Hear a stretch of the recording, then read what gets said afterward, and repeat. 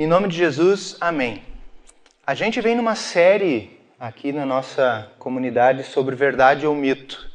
E a gente já veio de alguns outros sábados falando de única e exclusivamente de Jesus. Parece engraçado a gente pensar nisso, né? Vamos falar de Jesus. A gente está numa igreja e tem que falar de Jesus. Óbvio, Jesus é o centro daquilo que a gente faz. Mas por que a gente está usando o tema verdade ou mito? Porque muitas pessoas, acreditem ou não, ainda hoje, acham que o que aconteceu com Jesus é um mito. Não é verdade. É só um conto de fadas. Muitas pessoas, eu já escutei isso em própria sala de aula, alunos dizer, pastor, ok, a gente gosta bastante do senhor é super divertido, traz o violão, canta com a gente, mas essa história de Deus, de Jesus, isso é conto de fadas. Esse tipo de coisa não é uma verdade. Esse tipo de coisa não é sério que aconteceu. Não pode ter acontecido isso. Jesus realmente não é Deus. Essa história não é certa. E daí, essa semana, como a gente ia falar sobre o nosso tema de hoje, És Tu, ó Cristo, me veio a pergunta, será que eu tenho dúvida? Ou será que nós temos dúvida de quem é Jesus? Será que a gente já se perguntou alguma vez na vida, será que Jesus realmente existiu? Se a gente vai ver nos livros históricos, a gente encontra em vários autores da mesma época de Jesus, mencionando de um Galileu, mencionando de um filho de carpinteiro que fazia grandes coisas, né, na época de Jesus. Então, o Jesus histórico a gente consegue achar, a gente consegue ver, a gente consegue visualizar, consegue até buscar nos livros de história o Jesus histórico. Ok, mas foi um homem. Viveu e fez grandes coisas. Muitos outros viveram e fizeram grandes coisas. Se nós vamos pensar em algum nome mais recente que fez grandes coisas, Gandhi. É conhecido, é um homem histórico que fez grandes coisas. A outra Madalena, né? Tem aquela que é brasileira, como é que é o nome? Madre Teresa, ok? Então quer dizer, a gente tem vários nomes de pessoas históricas que fazem grandes coisas. Vamos pensar nos físicos, Isaac Newton, né? Freud, foram grandes homens que fizeram grandes coisas. Muitas pessoas fizeram coisas que mudaram a história. Mas será que eu realmente tenho dúvida de quem foi Jesus? O Jesus histórico existiu. Eu não tenho dúvida disso. Mas e o Jesus Deus? No texto hoje fala sobre Messias. O Jesus Messias. Quem que era o Jesus Messias? E o nosso texto começa dizendo assim, era a festa da dedicação. Se a gente vai pensar na dedicação, a gente tem que lembrar um pouquinho dos judeus. Eles têm uma festa famosa, o Chanukah, ou Hanukkah, né? Que é uma festa em hebraico, que é celebrado mais ou menos no inverno deles, que é o nosso verão. É lá em dezembro, muda de ano para ano. Alguns anos começa um pouco mais cedo, é uma festa de 8 dias. Geralmente depois do dia 18 de dezembro ali, dura 8 dias, passa ali para a época do Natal. Então, os judeus não celebram o Natal como a gente celebra, não tem Jesus, nascimento de Jesus, não tem nada disso. E eles celebram a festa da dedicação, ou o que eles chamam a festa, eu até anotei aqui para mim não me esquecer, o Hanukkah, e era do Judas Macabeu. O que Judas Macabeu fez, né, naquela época? Ele restaurou de novo o templo de volta. O templo estava profanado naquela época, mais ou menos por volta de 160 a.C. era profanado. O que quer dizer?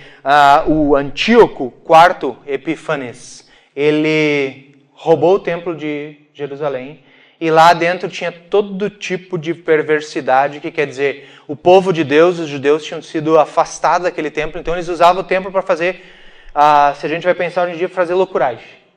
Usavam o templo para fazer coisas que eram profanas, coisas que eram contra a palavra de Deus. Então, esse Judas Macabeu, ele trouxe de volta o templo para os judeus, que quer dizer, restaurou de novo o templo dos judeus, e por aí que eles celebravam esta festa da dedicação, dos 8 dias de dedicação, de novo para a restauração do templo. E Jesus estava lá para essa festa. Óbvio, Jesus era judeu. E ele estava lá para celebrar essa festa. E as pessoas estavam um pouquinho, como sempre, instigadas sobre quem era Jesus. E perguntaram para Jesus, vem cá, Jesus, até quando você vai nos deixar em dúvida? Essa foi a primeira pergunta que eles fizeram para Jesus. Jesus, até quando tu vai deixar a gente com dúvida? Vem cá, tu é ou não o Messias? E aí a gente tem que entender a palavra Messias. Quem é Messias? A gente fala disso, né? Messias. Jesus é o Messias, mas quem era o Messias? Ou quem que era para ser o Messias? O conceito de Messias é muito antigo. Né? No Antigo Testamento, o conceito de Messias começava lá com Adão e Eva. Quando Adão e Eva pecaram, naquele exato momento quando Adão e Eva pecou, Deus fez uma promessa para Adão e Eva. O que disse? Que eu vou enviar o Salvador. Desde aquele dia, o povo de Deus esperava o quê? O Salvador. Messias, no Antigo Testamento, significa o quê? O Salvador. E tem uma função ainda maior. Tem uma função sacerdotal. Tem uma função profética. Tem uma função de rei. Né? Que estavam esperando o rei, a pessoa que ia restaurar de novo o reino de Deus na terra. Então, Messias, no Novo Testamento, traduzido agora do Antigo Testamento, o significado era o ungido, o escolhido de Deus para restaurar de novo o reino de Deus na terra. E no Novo Testamento, o Messias foi traduzido por Christos, que é uma palavra que a gente conhece, Cristo. E Jesus era o Cristo. Ele se intitulava Cristo. Ele era o Cristo. E aí Jesus responde para os discípulos. O que foi que ele respondeu que está no nosso texto ali? Vocês não viram as coisas que eu estou fazendo? Ou as coisas que o meu Pai me dá para que eu faça para vocês? O que quer dizer? As pessoas estavam vendo o que Jesus fazia e não acreditavam. Quais são as coisas que Jesus fez? Me lembrem uma aí. Coisa grande que Jesus fez.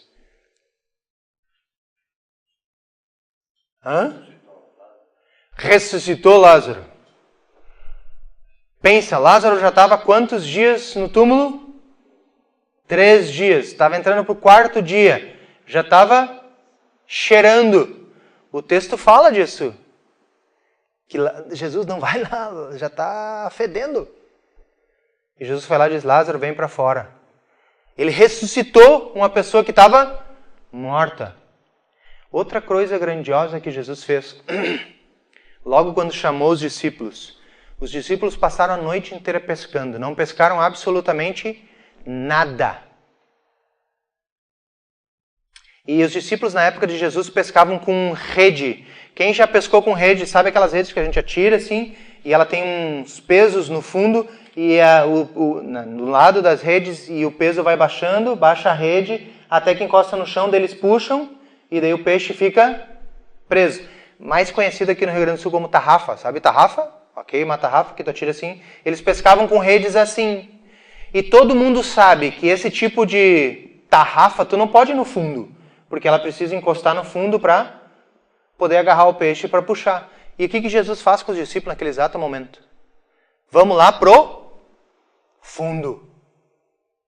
E os discípulos, Jesus, a gente passou a noite inteira pescando, não pescamos nada. Nós somos pescador, tu é carpinteiro. Tu entende de madeira, de prego, de martelo? O que tu tá falando? Mas era Jesus, ele falou, tá, é tu, Jesus, a gente vai, né? Só para... Certo, Jesus incomodou tanto eles que ele, tá bom, Jesus, ok, nós vamos. Foram lá no fundo, atiraram as redes no fundo, e o que começou a acontecer com as redes deles? Arrebentar. O material deles era ruim. O que quer dizer? A rede deles era ruim. E daí puxaram a rede para dentro do barco, o que começou a acontecer com o barco? Lembra o texto falou? O barco deles começou a afundar. O que quer dizer? O barco deles era ruim. Eles eram pescadores ruins. Eles não tinham material bom para pescar. E riram de Jesus. O que Jesus fez? Entupiu eles de peixe. Outro dia estava Jesus falando para uma multidão de mais de 5.000 pessoas. E ele olhou para as pessoas e eles estavam com os olhos bugalhados, morrendo de quê? Fome. E daí Jesus mandou os discípulos, vamos lá e ver se a gente acha comida para esse pessoal, todos os discípulos. Jesus, está todas as lojas fechadas. Todos os mercadinhos já estão fechados. Onde é que manda esse pessoal embora, que a gente não vai conseguir comida para dar para essa gentarada toda aí, Jesus? Tu tá maluco? 5.000 pessoas. Entre homens e mulheres, a Bíblia sempre conta os homens, né? Mas se tem homens, tem mulher, se tem mulher, tem criança. Se tem criança, tem o vizinho da criança. Eu sei porque eu tenho isso. Lá em casa sempre tem um a mais para almoçar em casa. Quer dizer, estava entupido de gente. E foram lá e encontraram numa multidão inteira. E encontraram só um menininho. Que tinha o quê? 5 pães e 2 peixes, 3 peixes. Agora está me fugindo a memória, tu que está estudando teologia, como é que é? 5 pães e 2 peixes. Acho que é 2 peixinhos, né? 5 pães e 2 peixinhos, não é? Aí, viu? A música me ajudou. Tinha 5 pães e 2 peixinhos. Seguramente a mãe daquela criança dizia assim, tu pega essa comida aqui para tua viagem, tu segue esse caboclo aí, Jesus, porque esse homem aí o homem é de fé. Segue esse aí porque tu vai te dar bem. E encontraram só, isso que eu mais me indigno, encontraram só um menino que tinha uma multidão de 5.000 pessoas. E o que ele fez aquele dia? Né? A musiquinha. E Jesus abençoou e tudo se multiplicou e a multidão comeu. E ainda, quanto ele sobrou? É um detalhe. Não era mais de 5? Acho que é 12, né? Simbolizando os 12 tribos de Israel, os 12 discípulos. O que quer dizer? Sobrou 12 cestos. E vou dizer, os cestos daquela época não é que nem os nossos cestinhos miudinhos, era um cestão. As pessoas já tinham visto Jesus fazer esse tipo de coisa. E ainda eles estavam duvidando que Jesus era o Messias. Cara, não consigo entrar na cabeça. E aí Jesus fala algo super bonito que tem a ver com o nosso salmo de hoje. Que tem a ver com o nosso fim de semana. Amanhã é dia das mães. Na maioria das igrejas a gente lembra das mães nesse dia. E óbvio que elas são importantes. Óbvio que elas são tudo na nossa vida. Óbvio que a gente deve homenagear elas. Mas elas não são ninguém se elas não estiverem conectadas com esse aqui que Jesus fala aqui. O que ele diz ali? Vocês não creem porque não são minhas ovelhas. Jesus fala isso para eles de uma vez. Vocês não creem que eu sou o Messias. Vocês não creem que eu sou enviado de Deus. Porque vocês não são minhas ovelhas. Porque as minhas ovelhas fazem 2 coisas. O texto fala, escutam a minha voz e me seguem. Tem uma historinha que é bem antiga. Diz que tinha 2 vizinhos brigando por causa de uma ovelha. Eram 2 pastores de ovelhas, cuidadores de ovelhas, e estavam brigando porque aquela ovelha era de um e a ovelha era do outro, e a ovelha era de um e a ovelha era do outro, e não sei o que, e a briga era tão feia que resolveram ir para o juiz. Foram no tal do juiz lá. E aí o juiz disse assim, vamos fazer o seguinte, tu me diz como é que é a ovelha. O juiz foi lá, separou a ovelha num cantinho, daí chamou o primeiro cara e explicou. Bom, a ovelha tem uma mancha nas costas, tem uma patinha meio assim, uma patinha assado. E ele pensou, ok. Aí mandou o cara embora, chamou o outro. Me explica aí como é que é a tua ovelha. Disse, olha, a ovelha tem uma mancha nas costas, tem uma patinha assim. Daí o juiz pensou, pois a ovelha é dos dois. Os dois conhecem a ovelha. E daí ele lembrou do texto bíblico. Ele disse, as ovelhas escutam a minha voz. E daí ele fez o seguinte, trouxe a ovelha até no meio do tribunal, botou ela lá no fundo, virada para fora, e chamou os dois caras ali na frente. E disse assim, agora chama a ovelha. E daí o primeiro foi lá e disse, ovelha, ovelha. E ela olhando para lá. Nem bola deu pro cara. Ovelha, bé, e fazia, e escambau, pulava, saracoteava. Ovelha, disse que chamou até de nome. Né? Sei lá, vamos inventar um nome bonito de ovelha. Beco. Eu tinha um tio que tinha uma ovelha que era Beco. Verdade, é irmão da minha mãe, não é? Tio Sérgio não tinha um Beco? E tinha uma ovelha chamada, e gritava o nome da ovelha nada. Daí o juiz disse, tá, agora falou pro outro, chama a ovelha. E ele só fez assim, e a ovelha se virou e de uma vez começou a caminhar. Aí o juiz sabia de quem que era a ovelha, porque a ovelha escuta a voz, e escutando a voz ela segue. Quem já viu ovelha, vocês sabem que é assim que funciona.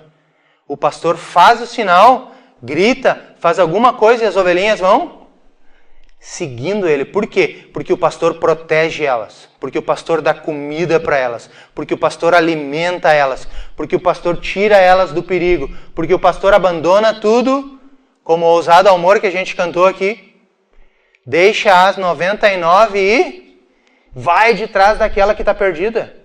Esse é o Jesus do texto aqui, esse é o Messias. As pessoas escutam a voz de Jesus e fazem o quê? Seguem ele. E Jesus disse, vocês não sabem que eu sou o Messias, vocês não acreditam que eu sou o Messias porque vocês não me escutam e não me seguem. E para onde Jesus foi? Para onde Jesus foi? Também foi uma das músicas que a gente cantou, Quebrantado. Como começa o Quebrantado? Eu olho para a cruz, e para a cruz eu vou, do seu sofrer participar, da sua obra vou cantar, meu Salvador. Tá vendo? O que quer dizer? Se a gente escuta a voz de Jesus, para onde a gente vai? Para a cruz. É lá na cruz que a gente vai. Por quê? Porque é lá na cruz onde é que eu deixo todo o meu pecado. É lá na cruz que eu sou renovado. É lá na cruz que eu tenho tudo o que eu não tenho no mundo aí fora. O mundo aí fora vai me dar conforto, o mundo aí fora vai me dar dinheiro, o mundo aí fora vai me dar liberdade, o mundo aí fora vai me dar várias coisas. Mas o mundo não me dá o perdão que eu tenho em Cristo Jesus. Por que eu sigo Jesus? Porque eu quero o perdão. Porque eu necessito do perdão. E a gente precisa fazer o quê? Anunciar esse perdão. E aí tem uma promessa super linda no final desse texto. Ele diz assim, eu dou a vida eterna para elas e elas nunca morrerão. E isso é outra coisa fabulosa. Porque aqui no mundo a gente nasce, cresce, envelhece e morre. O que o mundo me dá? A morte. É triste dizer isso. Ai, pastor, mas é tão triste. Mas é. O mundo me dá o quê? Morte. Mas com Cristo o que eu tenho? Ele fala aqui, nunca morrerão. Nunca morreremos. A partir do dia que eu fechar meus olhos aqui, eu vou abrir aonde? Lá no céu. E daí sim, eu vou desfrutar de tudo que Deus tem preparado para mim a vida inteira. É o que eu espero desde pequenininho. Tá lá do lado de Jesus, aos braços de Jesus. E essa é a certeza, porque eu sou a ovelha de Jesus. Tinha uma musiquinha que a gente cantava quando era pequena. Sou o Cordeiro de Jesus, alegria em mim reluz. Musiquinha antiga. Eu sou Cordeiro, eu sou ovelha de Jesus. E aí ele diz assim, ninguém pode arrancar as ovelhas das mãos de Jesus. Tem um texto bem famoso que diz, tudo posso naquele que me fortalece. E aí não está falando de conquistar coisas fabulosas na vida. Não, eu posso ficar tranquilo, porque eu estou nas mãos de Jesus. Eu posso ter certeza absoluta que eu estou nas mãos de Jesus. Tudo eu posso. Eu posso trabalhar, eu posso construir minha casa, eu posso criar meus filhos, eu posso ter meu trabalho, eu posso ter meus amigos, eu posso bailar, eu posso ir no shopping, eu posso até tomar uma cervejinha de vez em quando, eu posso me divertir, eu posso rir, eu posso chorar, eu posso ficar doente, eu posso qualquer coisa naquele que me fortalece. Porque eu estou nas mãos de Jesus. E Jesus diz assim, porque o poder que o Pai me deu é maior que tudo. O que é maior que Deus? Nada. O que é mais poderoso que o amor de Deus? Nada. E Ele deu seu Filho por cada um de nós. És tu, ó Cristo? Óbvio que é. Óbvio que é Jesus. A gente viu o que Jesus fez. E a gente só escuta as histórias. Imagina se eu estivesse no meio da multidão lá, comendo aquele peixe e aquele pão que ele deu para o menino. Imagina se eu estivesse lá espiando Lázaro saindo do túmulo. Imagina se eu tivesse visto as coisas que Jesus fez na época. Esses tempos eu estava vendo... eu gosto bastante de coisas científicas. E eu estava buscando no YouTube algumas coisas sobre a máquina do tempo. E eu ia dar um spoiler, não vou. Quem não assistiu Vingadores Ultimato, assistam. E daí assistiu Vingadores Ultimato e ali tem algo relacionado com máquina do tempo. E daí eu pensei, cara, se eu tivesse uma máquina do tempo, aonde eu queria ir? E daí eu fiquei buscando, né? Existe aquelas coisas da internet, aqueles mitos, né? E supostamente coisas secretas que acontecem só nos Estados Unidos, né? Que tudo que é secreto acontece lá. Diz que inventaram uma máquina do tempo lá nos anos 70. E daí estavam decidindo entre dois lugares que eles gostariam de voltar no tempo para descobrir se era verdade ou não. E uma das coisas eles gostariam de ir lá no dia que firmaram o tratado nos Estados Unidos lá de conquista da União dos Estados, lá da formação dos Estados Unidos. Eles queriam ir lá para ver se realmente aquilo aconteceu. E quem eram as pessoas que estavam lá. E o outro, curiosamente, eles queriam ir para a época de Jesus. E eu fiquei pensando, por que será, né, que eles queriam ir na época de Jesus? E daí eu fiquei pensando, poxa, se eu tivesse uma máquina do tempo, eu também ia querer. Mas, olha, é certo, se você me dissesse assim, ó, tu tem uma viagem no tempo, para onde é que tu caiu? Eu digo, vou lá na época de Jesus. Só para ver Jesus mesmo, com os olhos. E a gente não viu. E no dia que a gente fechar os nossos olhos aqui, aonde a gente vai abrir os olhos? Lá no céu. A gente vai estar diante de Jesus. Porque a gente já tem o quê? A fé. E a certeza que Ele é o Cristo. Ele é o Messias. Ele é o ungido. Ele é o escolhido de Deus. Que Deus possa nos manter nessa fé. E não tenham dúvida. É Jesus. É Deus. Amém.